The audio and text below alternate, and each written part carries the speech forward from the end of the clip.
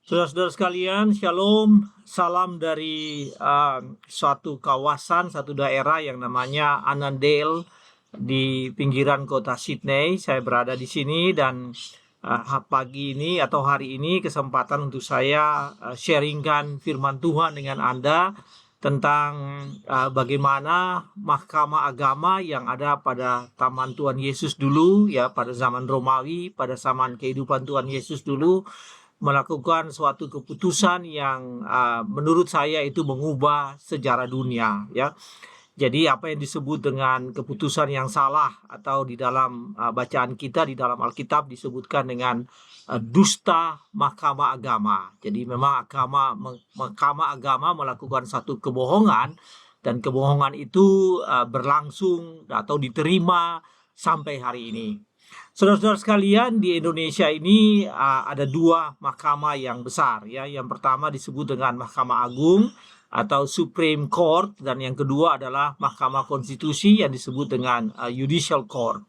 Nah, kalau sudah diputuskan oleh kedua lembaga ini, berarti proses hukumnya itu sudah almost final atau final. Dan apa yang diterima, ya, apa yang diputuskan selalu harus diterima oleh setiap orang, ya, oleh setiap warga negara.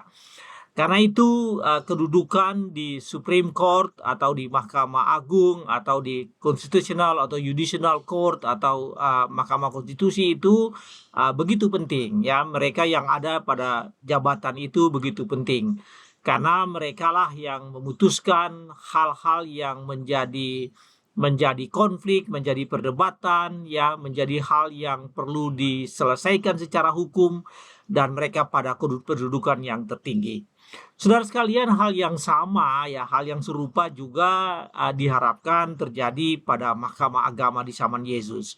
Jadi mahkamah agama di zaman itu adalah tempat di mana keputusan terakhir diambil, ya, tentang isu-isu keagamaan. Dan apabila itu diambil dengan cara yang salah atau diputuskan secara yang salah, maka otomatis itu diterima, ya, oleh orang-orang beragama Yahudi pada saat itu, dan otomatis itu dianggap sebagai sesuatu yang benar atau sesuatu yang kebenaran. Nah, hal yang sama, saudara sekalian, menunjukkan bahwa hal tersebut menunjukkan bahwa mahkamah agama ini harus sangat berintegritas. Karena penyimpangan keputusan yang terjadi, ya, apabila terjadi disintegritas dan distorsi di dalam pengambilan keputusan, maka hal itu akan berlangsung lama dan itu akan diterima dan dianggap sebagai kebenaran dan berlangsung lama. Saudara-saudara sekalian, yang terjadi pada zaman Tuhan Yesus yaitu mahkamah agama mengambil keputusan atau memberikan suatu keputusan yang salah, ya, dan pada akhirnya itu diterima oleh banyak orang dan berlaku hingga saat ini. Nah, kita akan melihat firman Tuhan tentang hal ini yang terambil dari Matius pasal 28 ayat 11 sampai ayatnya yang ke-15. Matius pasal 28 ayat 11 sampai 15 di bawah perikop dusta mahkamah agama atau kebohongan mahkamah agama. Nah, saudara, saya akan membaca ayat ini buat kita. Ketika mereka di tengah jalan, datanglah beberapa orang dari penjaga itu ke kota dan memberitahukan segala yang terjadi itu kepada imam-imam kepala. Ketika mereka ini, maksudnya ketika perempuan-perempuan yang datang pertama kali di kuburan Tuhan Yesus, mereka di tengah jalan dan murid-murid sedang berada di tengah jalan menuju ke kuburan Yesus, maka datanglah beberapa orang penjaga ke kota untuk memberitahukan segala yang terjadi, peristiwa kebangkitan Tuhan Yesus itu kepada imam-imam kepala. Ayat 12, Matius 28 ayat 12 mengatakan demikian. Dan sesudah berunding dengan tua-tua, mereka mengambil keputusan lalu memberikan sejumlah besar uang kepada serdadu-serdadu itu. Dan berkata, kamu harus mengatakan bahwa murid-muridnya datang malam-malam dan mencurinya ketika kamu sedang tidur. Dan apabila hal ini kedengaran oleh wali negeri, maksudnya gubernur pada saat itu, ya, apabila didengar oleh wali negeri, kami akan berbicara dengan dia sehingga kamu tidak beroleh kesulitan apa-apa. Mereka menerima uang itu dan berbuat seperti yang dipesankan kepada mereka. Dan cerita itu tersiar di antara orang Yahudi sampai sekarang ini. Saudara sekalian, demikianlah pembacaan firman Tuhan. Matius pasal 28 ayat 11 sampai ayatnya yang ke-15. Nah, saudaraku, ada dua hal yang penting yang bisa kita pelajari dari perikop ini. Yang pertama, bahwa mengetahui hal yang benar tentang Yesus tetapi merekayasa menjadi ketidakbenaran. Jadi apa yang terjadi yaitu para pemimpin agama pada saat itu, yaitu imam besar, para imam, ahli-ahli Taurat, orang Farisi, mereka mengetahui hal yang benar tentang Tuhan Yesus, tetapi mereka merekayasa hal yang ketidakbenaran. Ya, merekayasa hal yang benar itu mereka men-tweeting, ya, jadi mereka mengubah hal itu, ya, twisting, ya, mereka men-twisting hal itu, mengubah hal itu menjadi ketidakbenaran. Nah, saudara, dalam ayat 12 dikatakan demikian, dan sesudah berunding dengan tua-tua, jadi para imam besar dan para imam ini, mereka berunding dengan tua-tua, lalu mereka mengambil keputusan, lalu memberikan sejumlah besar uang kepada serdadu-serdadu itu. Jadi mereka mengambil suatu keputusan, dan keputusan itu yaitu berita yang salah, bahwa pada malam hari, beritanya demikian, bahwa pada malam hari murid-murid datang untuk mencuri mayat Tuhan Yesus dan membawanya.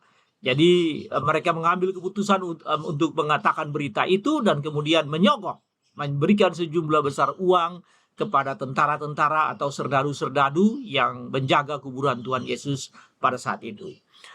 Saudara, menyogok atau suap atau bribery agar tidak mengatakan yang sebenarnya. Apa yang mereka lakukan yaitu melakukan hal itu. Yang mereka lakukan yaitu mereka memberikan sejumlah uang agar serdadu-serdadu itu tidak mengatakan hal yang sebenarnya. Dengan kata lain, saudaraku, para imam besar atau para imam dan imam besar ini dan ahli-ahli Taurat ini dan orang-orang tua pada saat itu, orang-orang senior yang ada di dalam jemaat atau kelompok Yahudi pada saat itu, mereka mencoba memainkan uang. Jadi mereka pakai uang sebagai alat, dan mereka menggunakan uang yang memiliki kekuasaan untuk membuat orang yang benar menutup mulut. Jadi siapa yang benar? Yaitu para serdadu-serdadu itu. Jadi serdadu-serdadu itu mereka menyampaikan hal yang benar tentang kebangkitan Kristus, tetapi para imam dan ahli Taurat, Farisi, mereka mengambil keputusan lain, yaitu bahwa mereka menyatakan bahwa sebetulnya bahwa seolah-olah Yesus tidak bangkit, dicuri mayatnya, dan kemudian mereka menutup mulut serdadu-serdadu itu dengan cara memberikan uang, bribery, penyuapan, ya, kepada serdadu-serdadu supaya mereka menyimpan rahasia itu.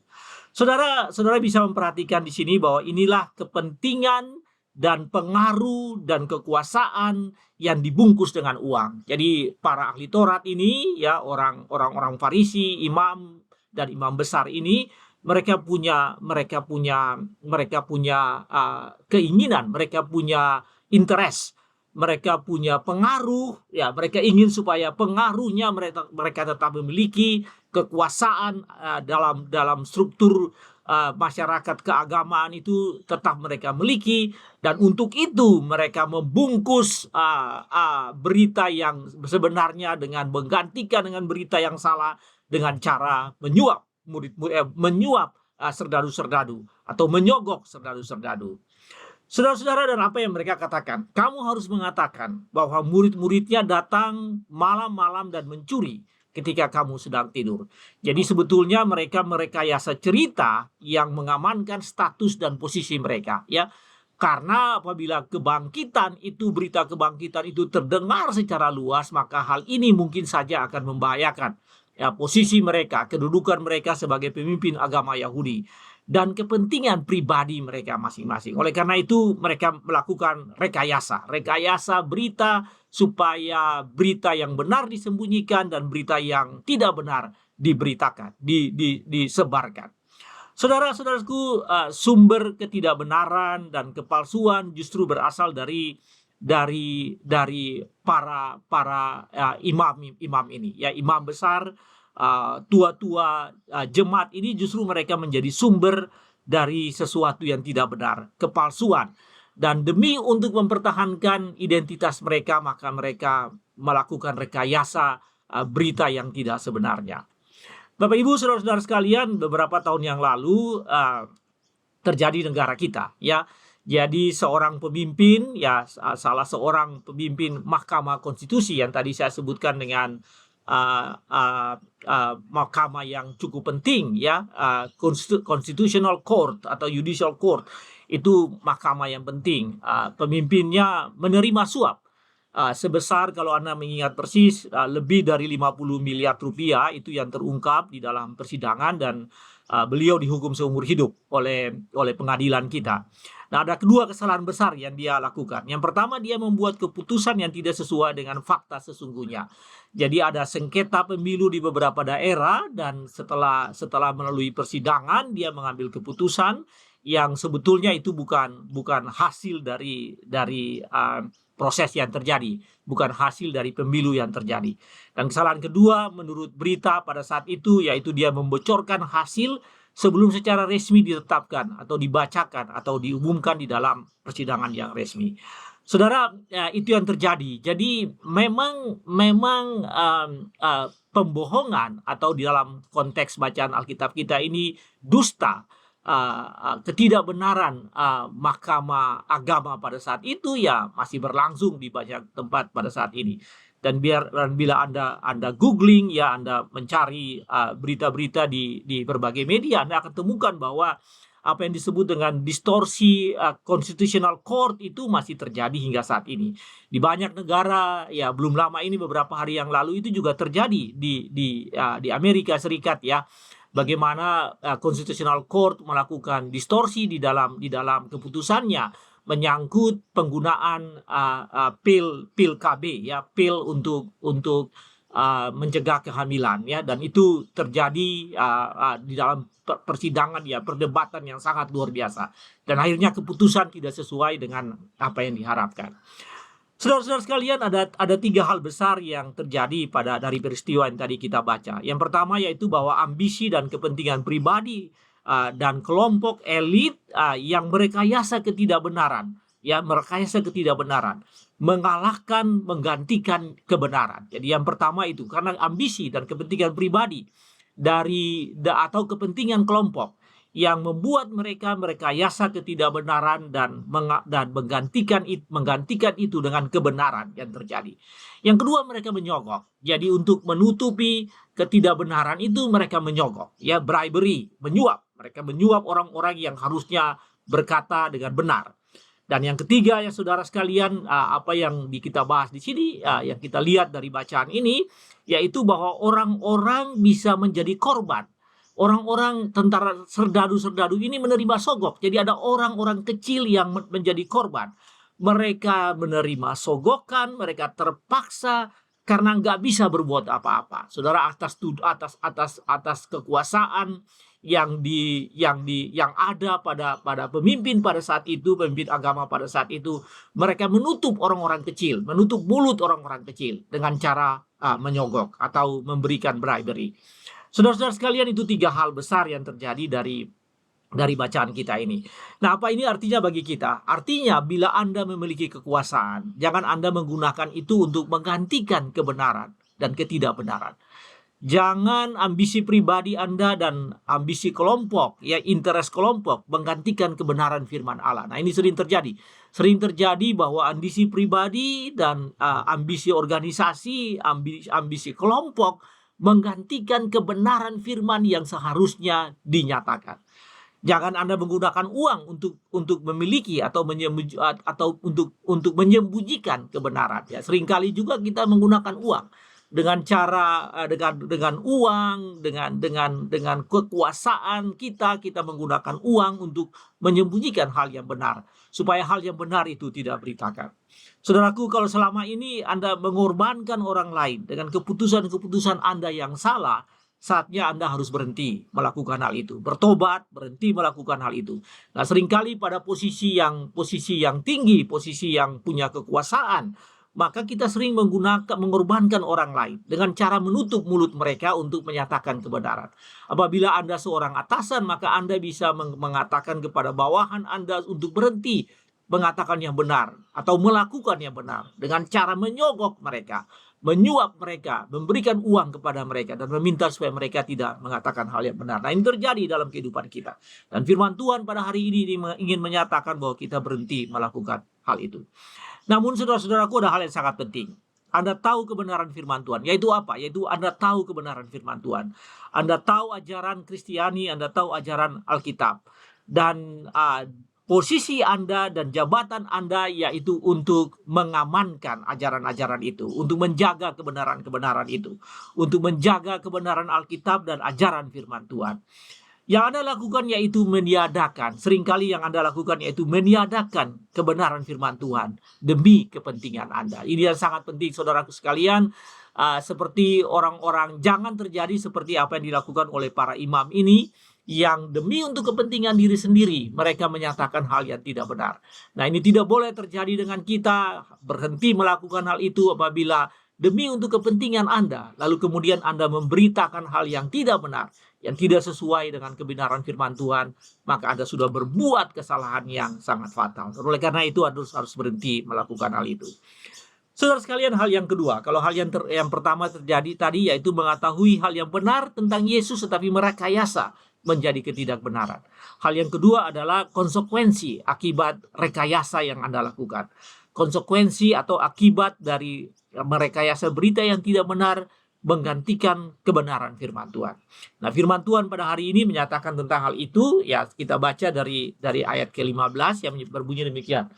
Ayat 15 yang berbunyi bahwa mereka menerima uang itu dan berbuat seperti yang dipesankan kepada mereka. Dan cerita itu tersiar di antara orang-orang Yahudi sampai sekarang ini.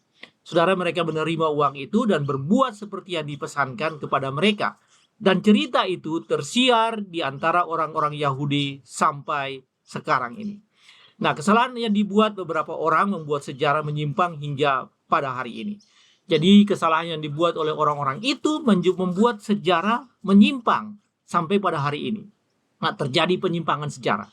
Dan sampai hari ini masih ada berita, masih ada kepercayaan bahwa mereka menerima hal itu. Bahwa ada berita bahwa Yesus tidak bangkit, tetapi Yesus tidak bangkit, tetapi mayat Yesus dicuri oleh murid-muridnya, dan murid-muridnya membawa mayat Yesus pada saat itu. Nah, saudara, ini sebetulnya hanya beberapa orang yang memutuskan itu. Jadi para serdadu dan imam-imam besar. Tetapi apa yang mereka putuskan itu berlangsung terus. Mereka membuat sejarah yang baru. Dengan cara apa? Dengan cara mendistorsi ajaran yang benar. Dan sejarah dan ajaran yang salah itu yaitu bahwa Yesus tidak bangkit. Dan itu berlangsung terus berita itu bahwa Yesus tidak bangkit di kalangan orang-orang Yahudi hingga pada hari ini. Nah, saudara sekalian, bila Yesus tidak bangkit maka sia-sialah iman dan percaya kita. Apabila Yesus tidak dibangkitkan, Paulus mengatakan di dalam 1 Korintus pasal 15 ayat 14, maka khotbah kami, pengajaran kami ini tidak ada gunanya, dan iman kamu juga adalah sia-sia. Kepada orang Korintus, kepada jemaat di Korintus, Rasul Paulus mengatakan seperti itu. Saudara sekalian, banyak cerita, banyak bukti bahwa setelah Yesus bangkit, Yesus menampakkan diri kepada banyak orang, dan itu tercatat di dalam Alkitab. Yohanes di dalam Injil Yohanes pasal 20 ayat 30 dan 31 mengatakan demikian. Memang masih banyak tanda lain yang dibuat Yesus di depan mata murid-muridnya yang tidak tercatat dalam kitab ini, maksudnya Injil Yohanes. Tetapi semua yang tercantum di sini telah dicatat. Yohanes mengatakan semua telah dicatat supaya kamu percaya bahwa Yesuslah Mesias, bahwa dia bangkit dari antara orang mati, bahwa dia adalah anak Allah, dan supaya kamu oleh imanmu memperoleh hidup dalam namanya. Bapak Ibu saudara sekalian, saya beberapa tahun yang lalu, lebih dari 20 tahun yang lalu saya pernah bertemu dengan seorang Yahudi, orang Yahudi, warga negara lain tetapi beragama Yahudi. Saya ketemu dengan dia sekian tahun yang lalu di Jakarta. Pada waktu itu saya mau ke Israel, jadi ada kepentingan saya harus ke Israel. Dan saya meminta guidance karena dia adalah teman, saya meminta guidance dari dia tentang apa yang harus saya lakukan di sana. Nah, saya sampaikan bahwa pas saya ada di Israel itu persis dengan hari Paskah. Jadi pasti sibuk dan akan mengganggu kegiatan saya. Saudara, dia katakan demikian bahwa sesungguhnya tidak ada masalah bagi saya karena sebetulnya orang Yahudi tidak merayakan Paskah, yang dimaksudkan adalah kebangkitan Tuhan Yesus. Jadi saya tidak ada masalah kalau saya berada di Israel pada waktu itu karena tidak mengganggu kegiatan saya dengan kegiatan yang terkait dengan pemerintah dan banyak sektor swasta pada saat itu. Jadi satu pengakuan bahwa kami tidak mengenal Paskah, kami tidak mengenal kebangkitan Tuhan Yesus. Itu adalah salah seorang teman saya yang saya ketemu pada saat itu. Nah, demikianlah berita, saudara sekalian. Demikianlah berita yang tersiar sampai saat ini. Masih dipercaya bahwa kebangkitan Tuhan Yesus itu tidak ada. Beberapa hari yang lalu teman saya ya di Facebooknya dia posting tentang Paskah, dan memang banyak orang posting tentang Paskah juga di Facebooknya masing-masing. Nah, teman saya ini seorang doktor teolog ya, seorang ahli teolog ya, namanya Dr. Franz. Saya nggak sebutkan marganya, tapi dia teman saya baik ya, teman satu kampus dulu. Dan Dr. Franz ini dia pasang di Facebooknya, dia upload di Facebooknya tentang kebangkitan Kristus, bahwa kebangkitan Kristus itu membawa keselamatan. Tetapi kemudian saudara, apa yang terjadi? Ada seorang lain yang menanggapi uraian yang sangat panjang, dengan satu uraian yang sangat panjang, yang tidak benar, yang dicomot sana sini dari ayat-ayat Alkitab. Jadi dia menggunakan beberapa ayat Alkitab, dia comot sana sini untuk menunjukkan argumentasinya, dan dia intinya dia menyatakan tentang kitab Wahyu, yang menyatakan bahwa tidak semua orang Kristen yang percaya pada Yesus itu akan masuk surga. Jadi dia melakukan hal itu, orang lain itu melakukan hal itu dengan membantah apa yang diposting oleh rekan saya, Dr. Franz. Saudara, orang tersebut ya, orang yang membantah Dr. Franz itu secara literally comot beberapa ayat dari kitab Wahyu ya. Kemudian dia menyampaikan bahwa inilah bukti bahwa Yesus tidak menyelamatkan semua orang, hanya orang-orang tertentu saja dengan jumlah tertentu saja. Tapi kemudian Dr. Franz melakukan klarifikasi lagi di Facebooknya. Dia tidak tinggal diam. Dr. Franz menyampaikan lagi, menyatakan kebenaran yang sesungguhnya. Bapak Ibu saudara-saudara sekalian, kita dan Anda harus menyampaikan berita Paskah. Ya, berita bahwa kebangkitan Tuhan Yesus sudah bangkit. Karena ada berita bahwa Tuhan Yesus tidak bangkit. Dan kita dengan ajaran kita, dengan firman Tuhan, dengan Alkitab, dengan bukti-bukti Alkitab, hingga pada hari ini, kita harus menyampaikan tentang berita Paskah, berita kebangkitan Tuhan Yesus. Jangan karena kesalahan Anda, ambisi pribadi Anda, kepentingan kelompok Anda mempelintir dan memutarbalikan kebenaran. Nah, ini sering terjadi bagi kita ya. Kita mempelintir, memutarbalikan kebenaran firman Tuhan, ajaran Alkitab demi kepentingan kita sendiri ya, demi kepentingan. Dan Anda tahu sejauh mana kalau Anda pada posisi itu, maka sudah saatnya Anda berhenti melakukan hal itu. Karena apa yang Anda lakukan bisa saja menjadi ajaran yang diterima terus-menerus dan berlangsung lama. Jadi saudara sekalian, hari ini firman Tuhan ingin mengatakan berhenti melakukan pelintiran terhadap ajaran Alkitab, terhadap firman Tuhan demi untuk kepentingan pribadi masing-masing. Nah, saudara, jangan menggantikan firman yang benar dengan firman yang lain yang menyesatkan. Ya, saudara, ini sangat berbahaya. Jangan menyampaikan firman lain. Celakalah mereka apabila mereka menyampaikan firman yang bukan yang aku sampaikan. Ya, itu yang disampaikan di dalam Alkitab, yang bukan yang Allah firmankan. Nah, para pengajar dan pemimpin gereja atau Anda yang berada sebagai pemimpin di para church, organisasi Kristen, organisasi Kristen pun harus sangat hati-hati karena fatwa Anda atau ajaran atau pengajaran Anda dan keputusan Anda bisa mempengaruhi jemaat atau orang banyak. Nah, seringkali kita karena ambisi, karena kepentingan pribadi, karena kepentingan organisasi di atas kepentingan firman Tuhan, maka kita melakukan fatwa, kita menyatakan ajaran yang harus diikuti oleh semua umat, dan itu melenceng daripada firman Tuhan. Saudara, sebagai jemaat atau orang awam, jangan sampai Anda dipengaruhi oleh ajaran-ajaran yang sensasi, ya. Jangan sampai Anda dipengaruhi oleh ajaran-ajaran yang bersifat sensasi. Tiba-tiba saja ada yang muncul dan mengatakan bahwa dia itu Mesias, ada orang yang muncul dan mengatakan bahwa dia bisa menyembuhkan segala macam penyakit, hal-hal yang sensasi seperti itu yang terjadi pada saat-saat tertentu, tetapi kemudian dampaknya berlangsung lama. Saudara, sebagai jemaat Anda harus memperhatikan, jangan sampai dipengaruhi oleh hal-hal yang seperti itu, yang tidak melihat kebenaran Alkitab dan firman Tuhan secara komprehensif. Ya, itu tadi yang saya sebutkan, banyak orang yang hanya copot ayat tertentu lalu kemudian menyampaikan hal itu tanpa melihat ayat itu dalam konteksnya dan melihat ayat itu pada Alkitab, dari kebenaran Alkitab secara komprehensif. Ketika Anda sedang menghadapi hal itu atau diserang dengan ayat-ayat tertentu, dengan orang yang menggunakan ayat-ayat tertentu sebagai suatu pembenaran ajaran mereka, apalagi mereka berada dari pihak luar, maka ingatlah bahwa ada kebenaran yang Anda pegang yang paling utama adalah dari Matius sampai dengan Wahyu. Jadi itulah kebenaran Alkitab secara komprehensif yang harus dipahami oleh kita. Oleh karena itu, kembali ke Alkitab, ujilah setiap ajaran dengan cara menanyakan langsung dari Tuhan, dengan merenungkan dan melakukan kontemplasi firman secara pribadi dengan tuntunan Roh Kudus, supaya Anda mendapatkan pemahaman secara benar tentang firman Tuhan. Saudara-saudara sekalian, sebagai sesuatu yang bisa kita pegang dan kita bawa dalam kehidupan kita, yang pertama adalah janganlah percaya pada ajaran apapun di luar firman Tuhan atau Alkitab.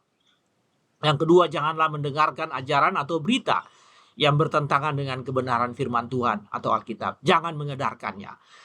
Bergantung pada pimpinan Roh Kudus dalam memahami firman Tuhan, dan bergantung pada ajaran-ajaran yang Anda temui, Anda dapatkan di dalam gereja, di dalam persekutuan Anda, dan tidak berdasarkan atas ajaran-ajaran yang berkembang di luar, yang berkembang di media sosial, yang sebetulnya banyak yang menyesatkan. Tuhan memberkati saudara sekalian. Amin.